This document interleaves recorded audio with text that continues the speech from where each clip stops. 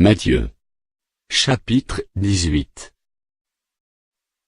En ce moment, les disciples s'approchèrent de Jésus, et dirent, « Qui donc est le plus grand dans le royaume des cieux ?» Jésus, ayant appelé un petit enfant, le plaça au milieu d'eux, et dit, « Je vous le dis en vérité, si vous ne vous convertissez et si vous ne devenez comme les petits enfants, vous n'entrerez pas dans le royaume des cieux. C'est pourquoi, quiconque se rendra humble, comme ce petit enfant, sera le plus grand dans le royaume des cieux. Et quiconque reçoit en mon nom un petit enfant comme celui-ci, me reçoit moi-même. Mais, si quelqu'un scandalisait un de ces petits qui croient en moi, il vaudrait mieux pour lui qu'on suspendît à son cou une meule de moulin, et qu'on le jetât au fond de la mer. Malheur au monde à cause des scandales.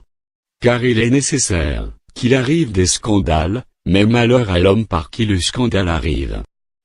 Si ta main ou ton pied est pour toi une occasion de chute, coupe-les et jette-les loin de toi. Mieux vaut pour toi entrer dans la vie boiteux ou manchot, que d'avoir 2 pieds ou 2 mains et d'être jeté dans le feu éternel.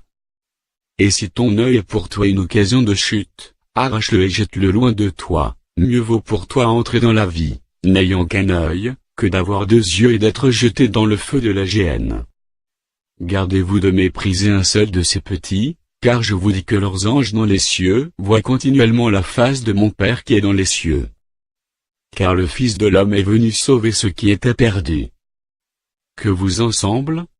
Si un homme a 100 brebis, et que l'une d'elles s'égare, ne laisse-t-il pas les 99 autres sur les montagnes, pour aller chercher celle qui s'est égarée? Et, s'il la trouve, je vous le dis en vérité, elle lui cause plus de joie, que les 99, qui ne se sont pas égarés. De même, ce n'est pas la volonté de votre Père, qui est dans les cieux qu'il se perde un seul de ces petits. Si ton frère a péché, va et reprends-le entre toi et lui seul. S'il t'écoute, tu as gagné ton frère.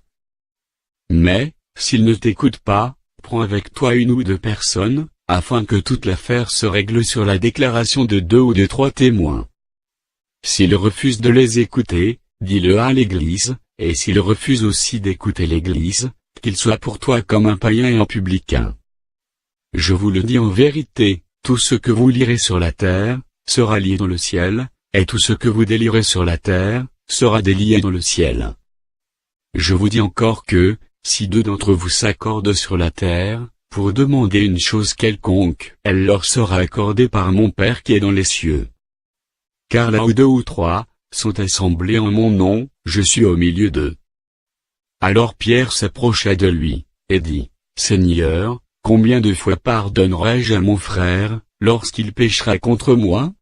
Sera-ce jusqu'à 7 fois? » Jésus lui dit, « Je ne te dis pas jusqu'à 7 fois, mais jusqu'à 70 fois 7 fois. » C'est pourquoi, le royaume des cieux est semblable à un roi, qui voulut faire rendre compte à ses serviteurs. Quand il se mit à compter, on lui en amena un qui devait 10 000 talents. Comme il n'avait pas de quoi payer, son maître ordonna qu'il fût vendu, lui, sa femme, ses enfants, et tout ce qu'il avait, et que la dette fût acquittée. Le serviteur, se jetant à terre, se prosterna devant lui, et dit, « Seigneur, aie patience envers moi, et je te paierai tout. » Ému de compassion, le maître de ce serviteur le laissa aller, et lui remit la dette. Après qu'il fut sorti, ce serviteur rencontra un de ses compagnons, qui lui devait 100 deniers.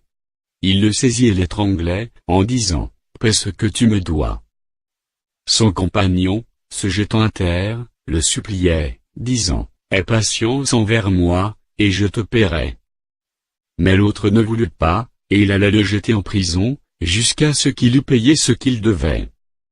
Ses compagnons, ayant vu ce qui était arrivé, furent profondément attristés, et ils allèrent raconter à leur maître tout ce qui s'était passé.